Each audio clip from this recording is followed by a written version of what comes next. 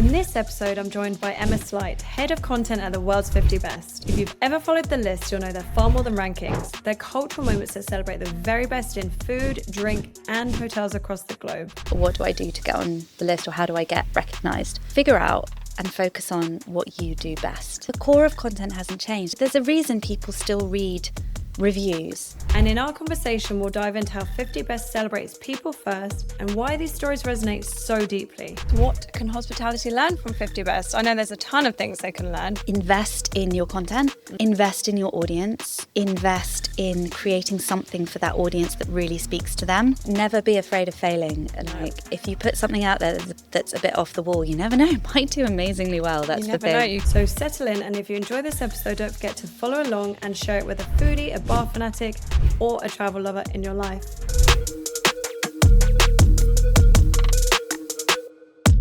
Thank you so much for joining me on the Digital Concierge. We've got so much to talk about. We were talking about your walk on stage and how admirable that is. So I kind of just want to jump into that, because I was asking, how do you not get nervous? And I think lots of people must want to know that. Thank you, firstly, for having me on the Digital Concierge. It's really nice to see you again and spend some time here in this gorgeous setting. It's interesting. So I do get nervous in the lead up to the shows because there's a lot of expectation, but that's not just on me. That there's an entire team and a machine behind 50 Best who brings it all to life. I just happen to be there on stage for a split second. But to get to that point, you have our incredible operations team who are like, God, they're like shadows. You hardly ever see them, but they are constantly working. There. They do everything. Without them, there wouldn't be a stage, there wouldn't be a presentation, there wouldn't be music. We have our incredible multimedia team who, you've worked with and met before, turning around edits within half an hour, like the red carpet edit, so people who are arriving can actually see their arrivals and their celebration moment on screen before we kick into the events proper. So with all of this incredible build-up, the actual waiting to go on stage when that 10-second counter is going down, it's actually more exciting than terrifying, because you're surrounded by people who are so happy to be there, who are so excited to celebrate each other, and that's the power of the community through 50 Best. And then, how could you be nervous? Although the imposter in me used to worry, or probably still does worry a little bit, that someone might boo. I don't know. Really? It's my Well, they say you've brain. made it if somebody boos, I think. Really? I've not heard that, but I'll take it. You have haters, but I don't think you've ever been booed. Well, I mean, please no one boo. But Nobody boo this year, please. That's Emma's fear. No, the energy is electric. It's really amazing. And what the team turn around so quickly. And as you said, it's so amazing to just look for yourself and just see that experience that you've just had. So yeah, it's really special. So thank you for sharing that with us. So for people that don't know you, I'll let you introduce yourself, because I always think people do themselves justice. There's somebody else trying. Well, let's see. I'll give it a go. Whistle stop tour. Sure. So I'm Emma Sleight. I'm the head of content for 50 Best. So I work predominantly across the hotels and the bars fixture, but supporting on content across the team. So I mean, I can give you a quick rundown of what that means. Please do. Okay, so essentially, we talked about you'll see me for a split second on stage, but that's just a very small element of what me and the wider content team do. So we are in charge. Content, as you know, it's king. Many splendid. It is king, but it's also a many splendid thing. It's not just words on a page. It's not just pictures. It's not just videos. It's a multitude of things. Yeah. So within our team, we have the social team who manage all of the social content across multiple channels, multiple platforms, multiple audiences. We've got the multimedia team who work with crews, not just at live events, producing content and recaps, but around the world with international crews, shooting special events content, shooting award content, or just compiling and curating new kind of video, interesting bits and bobs that we work with our partners on, commercial content. We are responsible for all of the content that sits on the website, so editorial articles that really shine a spotlight on venues and the people that create them. The content that goes in the newsletters, which we go out across a huge community of people who are fascinated in exactly those stories. So it's another part of the role is managing the Academy chairs. So for me, that's managing the bars and hotels Academy chairs who sit as representatives of their regions around the world and their job is to recruit global voters from their specific regions, and the votes of those voters create the list that people see, essentially. The magic list. The magic list, the magic list that everyone thinks is a big secret, but actually we publish all of the details of how it's created and collated on our website. This is very true. Why do you think that that's maybe missed? I genuinely think people want to believe that there's more to it than we're telling them. And this is why it's probably the most frequently asked question that I certainly get, and I'm sure my fellow content lead Will on the restaurant side also gets, is how is the list made? Because I completely understand that. There's always there's a lovely air of secrecy and mystery in the sense that the list is only ever revealed at a live awards ceremony. So this is very special. The Academy chairs don't know the list before it's revealed. No one knows the list before it's revealed, apart from a small group of people at 50 Best and, of course, our independent adjudication agency, independent professional services consultancy, I should say, Deloitte.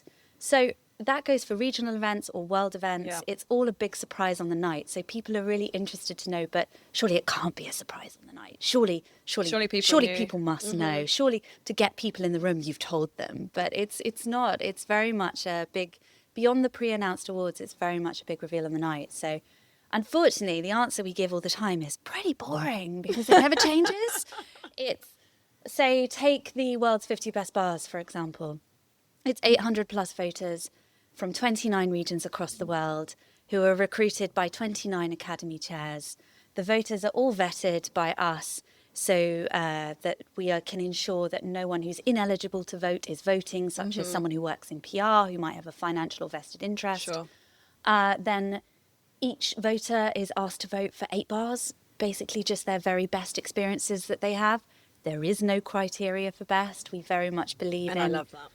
It lends itself to the authenticity of the vote, because what you find wonderful in a bar is going to be absolutely different to what I might find wonderful in a bar experience. So we're very much putting it on the voters and relying on their independent expertise to really discern what they believe to be truly their best experience. So that sort of very much gives the list its dynamic and diverse quality. And it's why in the lists you see such a broad range of venues being celebrated, from a dive bar here to a super swanky hotel bar over there. It's all, there is no magic recipe or formula. And the list is a simple computation of all of those votes together. That's amazing. I love that. And I think as we've seen the list progress over time, you certainly have some that are quite surprising. And I think you've just articulated that really well, because it's such personal preference. And it also means there's so much opportunity for people that otherwise couldn't get on a list that has certain criteria, that's overly curated. So I think that's a really nice way to do it. It works for us. I mean, 50 Best has been around long before I joined, more than 20 years. So there are lots of different ways to compile a list. This is simply the way that 50 Best sees it best. Yeah. And what drew you to 50 Best, if I can ask? Because it's quite a special world, hospitality. It is. Wow, it's a big question. I mean, on the face of it, the opportunity to hang out with some of the most passionate and interesting people in hospitality, that's a no-brainer. That's a very good one, yeah. The opportunity to travel around the world and meet some of those people and immerse yourself in different communities and cultures, no-brainer. Yeah. For me, it was a big change. I've traditionally worked in B2C, and people often think 50 Best is only B2B, which is actually not the case. Yeah. And because it is for the industry, but ultimately it's also for the consumer. Yeah. Because these lists are followed by people who want to travel, who want to explore more, discover more. And that's very much our MO, is to shine a spotlight on a place you might not have thought about visiting, or encouraging you to curate your trip around, I want to visit this restaurant. I have to say I've done that before, working with you guys. Tell me. Oh, God. Oh my gosh, I've forgotten the name. In London. Put you on the spot there. You really have put me on the spot. I'm going to be so embarrassed. Their logo is of a bird. It's under... Nightjar? Yeah. I think I hadn't ever been there until... Or Oriole? Oh, no, Oriole. Okay. Thank you, Oriole. It was Oriole. And I just remember I wouldn't have ever come across this place other than checking out the list. I was like, okay, let me see. I was having a personal trip in London, and it just put this place on the map for me that was so special. And I just remember they had honeycomb along the bar, and they're Sweet. growing. No, it's Oriole. Okay. Definitely Oriole. Yeah, they had honeycomb, and they're growing all of their like Nice. plants, and it's all on the bar. And it's just such a strong experience. So it's really great to find these places that I wouldn't come across. And then I would say the world of digital is making that so much more accessible. So I love the fact that you went through this massive content machine that you were clearly operating. But the world of digital expects more now. So there are It's interesting. newsletters and Yeah. videos and carousels and so many formats. So how do you also keep up to date with that? Well, that's down to the expertise of the team. So we have an incredible team of social media specialists. We have an inspiration chat where we're constantly sharing, oh my God, have you seen this? Oh, Look at this incredible nice. thing. It's just, we spend so much time immersed in the community Yeah. through different platforms. It's a wonderfully rich place to see people who are doing well and to celebrate people who Yeah. are doing it well and taking learnings or constantly adapting what we're doing next. So we create a suite of content for every awards, but it's different each time Yeah. because we're constantly evaluating what's working, what hasn't worked, what do we need to change up, how can we better reach the audiences that we've curated. And in those spaces, it's very much a mix of industry professionals Yeah. and consumers. So you really have to speak almost to two different dialects sometimes. But I think the thing that unites both of them is everyone just wants to see great content they are interested in. So Absolutely. how do you make something that might not necessarily be in the region you're based in or be about an awards that you might not be able to attend? How do you make that interesting to those communities? And I see that the content goes so far beyond the award time period, you know, so you are sharing so much on trends and what's going on in different markets. So it really does become quite a portal just for the traveller and then someone that's interested in hospitality. And I think you guys do an amazing job at shining light on stories. So that And that comes through so nicely. Yeah, I think that really speaks to the evolution that the business as a whole is taking towards that more holistic approach to travel. People sometimes might wrongly assume that 50 Best is just about one night and one award. It's not. It's about telling those stories and how do we get people interested and engaged in stuff throughout the year. So Yeah. we've really grown our digital content arm. So there's the digital content team and digital content editor who are really driving that message forward through newsletters, which you mentioned, but Yeah. also upping how many stories we're putting out there every single Yeah. day. So really looking at, and also a lot of it brings us to 50 Best Discovery, which Yeah. I guess is where we first interacted Yeah. on a piece of content for that. True. So- This is very true. I know. And then I was thinking the last time I saw you, and it was in Barcelona. So Gosh, it was. Yeah. Yeah. that was very hot. Women in Hospitality. That was a great It was event with very hot. It Paradiso. was a fantastic It was event. very hot. I do the prevailing memory. It was very good and very hot. Yes. That just sounds like Barcelona summed up. So. No, but we can't complain about that. That's such a British thing to complain True. about. And I only talk about the weather when I come back here. I don't do that in Barcelona because it's always God. nice. Yeah. So, You remind me when I was with a Swedish barman once and he said, why do the English people always talk about the weather? And my response was, God, I think we're really dull. I'm sorry. I think the weather's just always a surprise for us, isn't it? Well, or maybe it's not. So Maybe. I don't know. We're talking it into positive fruition. I I'm love not it. sure. No, honestly. I mean, it's a good topic I remember it being very hot. It was. Yes, but I think, so 50 Best Discovery is where we first met. I think we were looking at the rushes of a film and editing out some pastries is what I remember. Oh, wow. Yes. From a film Zagreb. in Zagreb, yes, for Yes. 50 hours in Zagreb, which is Editing out the pastry. too much pastry, Ollie, honestly. I think, yeah, and that was just one example of that kind of content you talk about Yeah. around trying to give people 50 best orientated travel guides. So we've really expanded that recently. So there is 50 Hours In is one of our Explores guides where essentially it is exactly what it says on the tin. It's Yeah. 50 hours clocked through a video of different venues and locations from bars and hotels and restaurants and sites in a particular city Yeah. to go and visit. And then in extension of that, we do articles and video content that really speak to different cities or locations around the world that people might not have thought of visiting yet. And that's really 50 Best Discovery is an interesting one because it's not a list.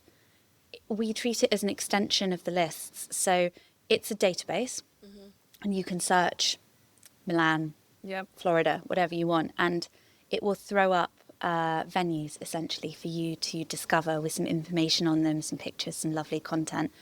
And it's built from the list. So to be on Discovery, you have to have received a number of votes through the voting process. So it's still expert curated. Yeah. It just gives the opportunity to show the breadth and depth around the world, because 50 is a finite number. This is and true. it's very small. Yeah. So it's wonderful to be able to give that greater diversity and also pull from those amazing venues to create more enticing stories and content that we can put out there to hopefully encourage people to do a bit more travelling.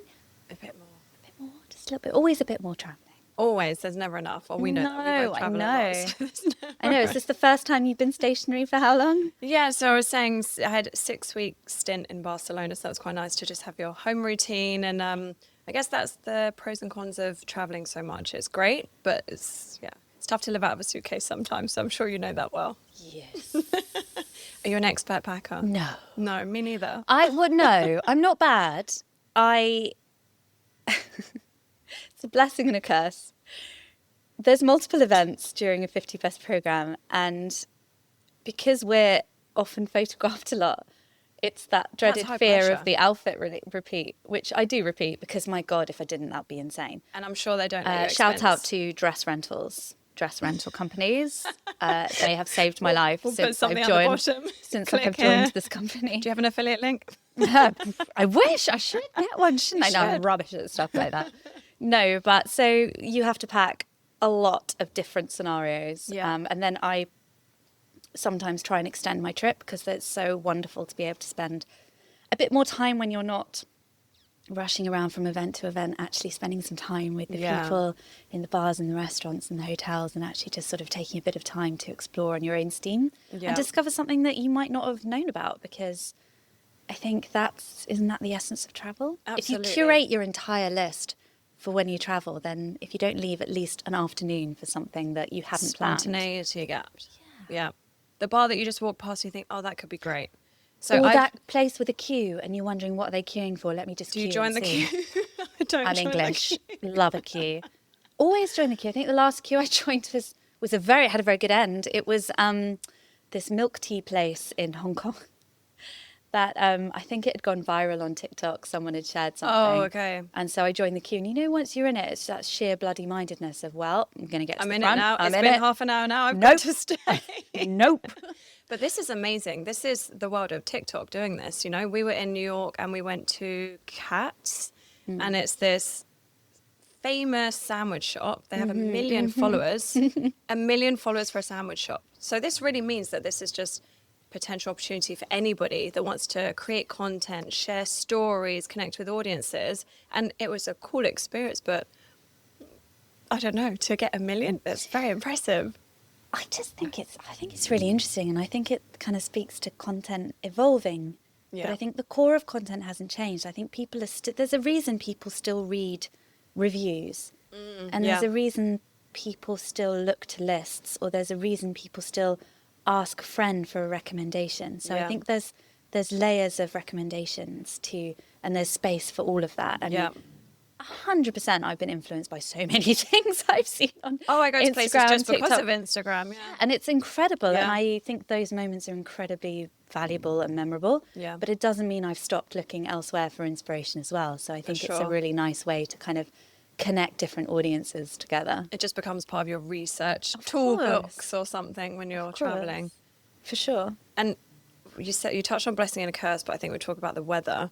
Oh. Do you find that, because obviously you work in content, I know we find that, you know, we go to amazing places. It's different when you're looking at a place through a lens and for a job. So you manage to add on those extra stints for your trip. But how do you balance that? How do you really experience it while you're on the job? Is that quite hard? No, not hard at all. I'm quite protective of my time off. Okay. So when I'm not working, I'm not working. That's good. It's a real laptop shut. It's funny. I think since I've started at 50 Best, I'm probably exploring London a little less than I did previously. Okay. Because when I'm in London, I'm at home and I'm kind of trying to chill and not do too much. That doesn't mean I'm not lured out very frequently by a new opening or something exciting going on. Because That must be tough. no, I love it. Honestly, I think How are you not just the day you're bored of London, the day you're bored of life, right? How am I not an alcoholic? Well, I've perfected the master of the sip and put down. Oh, okay. If I finish a drink, it's because, my God, it's blown my socks off. Oh, really? Yeah, okay. yeah. But I need think, to master that. But I think bars, that just speaks to the evolution, particularly, we're talking bars specifically, speaks to the evolution of what people are looking for in their drinking experiences as well. So there's a massive trend on bars really changing their approach to low and no and low ABV. Yes. And even sometimes approaching drinking almost as you would in, I mean, this is a very British thing, but a pub, like session drinking was never really, it's not really a thing you can do in a cocktail bar if you're slinging back. True. Like 3 Duke's Martinis, well, you can't even get 3 Duke's Martinis, they cap you at 2. But 2 Duke's Martinis and you're done. having a lovely old time. But I think bars are looking at sort of a more aperitivo afternoon, slower drinking, able to enjoy the experience and spending a bit more time in spaces. Yeah. So I think it's really how people are choosing to experience bars is really affecting the menus that places are putting out there. That's a really strong point. I remember consulting for a wine brand, and it was a brand new wine brand, maybe 4 years ago now. And they wanted to target Gen Z, and they just didn't get the memo that actually Gen Z, they don't want to just drink wine Not anymore. as much, no. They really don't. They want functional drinks or low alcohol. So I think it's amazing when bars and the hospitality space can pick up on those trends. It's really interesting, isn't it? Wine is an interesting one. I mean, I did train as a sommelier and I really struggled with the spitooning part because I was like, but it's so good. So nice. But yeah, I think it's the evolution of the wine industry is going to be really interesting recently. But it speaks to the new, I have to put it in here, allow me to put it in. The new venture that 50 Best has just adopted from the broader William Reed company, which is the world's 50 best vineyards. Oh, wow. I did not know this. I did not have my finger on the pulse. No, okay. silly. So Please share. it existed as part of William Reed for a good few years previously, but just this year it's been come under the 50 Best umbrella, so had a little rebrand. Amazing. And we've got the first event in Margaret River in Perth in November, so I think that's going to be a really interesting showcase of what markets and what audiences we're speaking to within that space, because it very much speaks to the somms, the restaurateurs, the wine press and journalists, but also ultimately, as we were saying earlier, to that end consumer. Because wouldn't it be a dream to see a vineyard ranked in the 1 to 50, their wine goes into a restaurant in that might be on the 1 to 50 list or might be on 50 Best Discovery, and then someone can go and try that wine and know that it's come from a celebrated vineyard. It's just an interesting circular approach. I really like that. That's amazing. That's really exciting. I had no idea. And I think it's funny because there's been such a light that's shined on mixologists and cocktails. So in my head, it's wonderful, but then you kind of think, oh, well, wines are a bit forgotten. But they're not. But it's just not within the industry, but not within the industry. And the but I sons wonder, are rock stars. Absolutely. But I wonder in terms of like a content piece, end consumer, you see so much celebrations of beautiful cocktail bars, less about the wine bar, less about the vineyard. But it's an interesting trajectory, isn't it? Because I guess like 5, 10, maybe 10 years ago, people would say bartenders and bars don't get that shining spotlight. But now, it was chefs.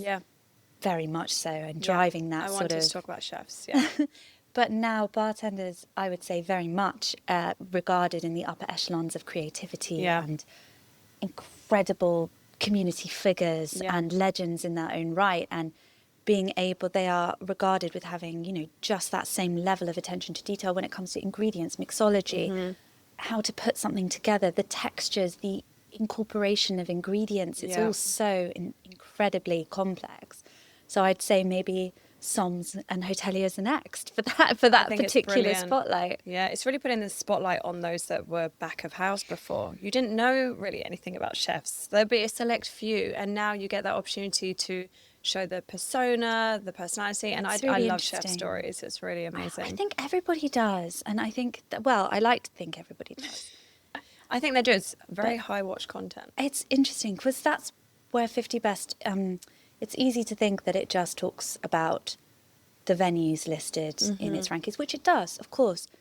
But there are actually very specific moments to celebrate the people behind those as well, and to bring their stories to life. There's a multitude of special awards that celebrate that across the entire programme, from the Roku Industry Icon Award in bars to the Estrella Damm Chef's Choice Award in restaurants to the Seven Rooms Industry Icon Award in hotels, or Champions for Change in restaurants. So really celebrating people who are advocating for leadership and community within that industry space as well, and calling out their career paths and their exploits in the industry and what got them to that point, which I think people are, to your point, increasingly interested in. Yeah. I feel it's becoming a really interesting... It sort of just pulls back to that point around the people behind the places. Yeah. Because without the people, these exceptional experiences quite simply would not exist. Yeah. And no one would have these memorable experiences that make them the experience. think. Absolutely. And increasingly we're seeing that recognition for, say, bars and hotels, for example, people who are not just doing great things for their customers and for the reputation of the venue, but also doing great things for their staff and their people. So looking at that longevity factor of training their staff and making it a career that people want to stay in. Yes. So I use this example a lot, but I guess lots of places do this, by the way. But like Demi Kim at Zest in Seoul, who he has this fund for his colleagues where they get to do courses such as pottery or language courses. Amazing. Or places that are really supporting their communities, such as Soneva Fushi, who really put money back into the community in which it's grown out of. I love diving into what Or Sonova's Cat Bite doing. Club in Singapore, who they have a milk punch on their menu, and I think it's the weekly milk punch for a cause, and the proceeds for that go to a local cat charity, the profits. Oh, wow. So it's kind of like individualized ways of giving back to both nurturing the community they're in and the wider community beyond the bars and hotels and spaces. No, I think it's amazing. And as you said, it's the people that make the experiences. And as you were saying that, I was thinking of one of our first experiences with 50 Best, which was to work with Glen Eagles. And even now, I still, like, the videos are beautiful, but the feeling that we had from the staff, that is so hard to catch. It's so hard. And it was just phenomenal for me that, and they won the Art of Hospitality that year. And that was just really put hospitality on a high bar for us. And then anytime we stay somewhere else, we're like, oh, it doesn't quite have that same. But it's just amazing to show the people and the stories. And it's an 18-year-old that's just entered into hospitality, and she's so in love with the place, to a 60-year-old that's only ever worked there, and he's almost crying telling stories. And it's so beautiful. It's a really rare career to get somebody to stay in it for that long. So, and I think it is to have those people who stayed in that career for that long, if you ask them about it, they usually have a story about it's because of somebody who inspired them. Absolutely. It's because of somebody who nurtured them. It's because of somebody who invested in them. Yep. And I think hospitality is just one of the best places to do that. Yeah. When you work with the right people, absolutely. Before you have to run off to your meetings, what can hospitality learn from 50 Best? I know there's a ton of things they can learn, but for people watching and listening and being inspired by what you do and what 50 Best does and the direction you're going and shining a spotlight on amazing talent. Probably two things. One is evolving with the expectation of the industry as it continues to evolve and change. So that can be as basic as constantly reevaluating the content you put out there and making sure it fits the audience. But it's also how you approach the lists and the content. So, for example, I guess the Kettle One Sustainable Bar Award is a good example because people are increasingly becoming more concerned with holistic sustainability. So for that, at 50 Best, we work with an external partner, the Sustainable Restaurant Association, because it's about acknowledging that if you don't have that expertise or knowledge within the team or that credibility, you find it elsewhere to ensure that you're constantly making the best evaluations and decisions. So it's definitely sort of things like that. And then I would say also continuing to hopefully inspire the next generation. So we talked about people and community and those special people that you remember that have inspired you. But I think a very tangible look at that is the smaller crops of different communities that are popping up around the world, kind of satellite, smaller towns, smaller cities being recognised and getting that spotlight shone on them. So having that spotlight shone on them. So if you think about Asia's 50 best bars is a really good example. So when the list first launched in 2016, about 70% of the ranked bars were all based in what we would consider major cocktail capital cities. Yeah. This year, so many places popping up: Bengaluru, Taichung, Kumamoto. It's just really exciting to see that spread and diversity of love and passion for the industry popping up all around the world. So the opportunity to really celebrate and inspire those communities and that next generation of bartenders and anyone in hospitality that's going to continue to lift up and evolve the community. Yeah. I think community is a big word that's popping up across hotels, bars, just hospitality, and I would actually say the world, So I think it's really beautiful to see, and then see how that comes out in content, in actions. So that's really lovely to hear. So yes, pounds and pennies advice. Sure. And I would ask this in respect of the digital sphere. So this could be to, I don't know, a new small bar, boutique hotel. Where would you put that advice for them? That might be a tricky one. No, not really. I think the quick and easy advice, and it's the one we often give people or anyone asking, what do I do to get on the list, or how do I get recognised? Just focus, figure out and focus on what you do best. Yeah. What makes you authentic, what makes you individual, what makes you the very best delivery of whatever your concept, idea, menu, style, personality, location is, and focus on that. Your and USP. Just see the awards as a welcome byproduct of your hard work rather than the goal. Yeah. So that's the quick one. Yeah. The longer one is probably invest in your content, invest in your audience, invest in creating something for that audience that really speaks to them. That does take time, and that does take a little bit of thought, and whether that's a people investment or a time investment or a financial investment, it will pay dividends if you know exactly who you're speaking to and what you want to say to them. Yeah, I think that's key. I think there are many people that start crafting content without even knowing who their audience are. We certainly have that with some hotel partners. It's just making content that you want to see. And, if we talk that point of resonance, if you don't know who you're talking to, you're never going to get there. So it's a hard thing to answer, got to be the first and it always changes. So it does, yeah. And then you have audience segments. But I really liked what you said at the beginning, where you go through your content, you're reviewing what's working. So there has to be this iterative phase, this desire for testing and learning. And there are some platforms where they're maybe a bit more agile, where you can just throw things out and see what happens, I mean, never be afraid of failing. No. Like, if you put something out there that's a bit off the wall, you never know, it might do amazingly well. That's the thing. You never know. You could be the sandwich bar in New York that gets 1 million followers. Which we all want to be, so I take it. I know, and then you can look at what their tactics are and how they're approaching their audience, so it's really amazing to see. Well, thank you. You've now made me really want a sandwich. So. Well, thank you so much. I really appreciate that. And so for anybody who wants to follow the awards live, they can. So if people want to follow us, they can find us on our various Instagram accounts. Just search World's 50 Best, or 50 Best Bars, or 50 Best Hotels, or 50 Best Discovery, or 50 Best Vineyards. But the next live awards is actually happening this week. It's North America's 50 Best Restaurants in Vegas. So if you want to follow any of our live awards, you can go to the YouTube channel at 50 Best. Amazing. Thank you so much again. Really appreciate your time. And look forward to seeing which country I see you in next. Oh, I love it. Can't wait. Thank you. Thank you.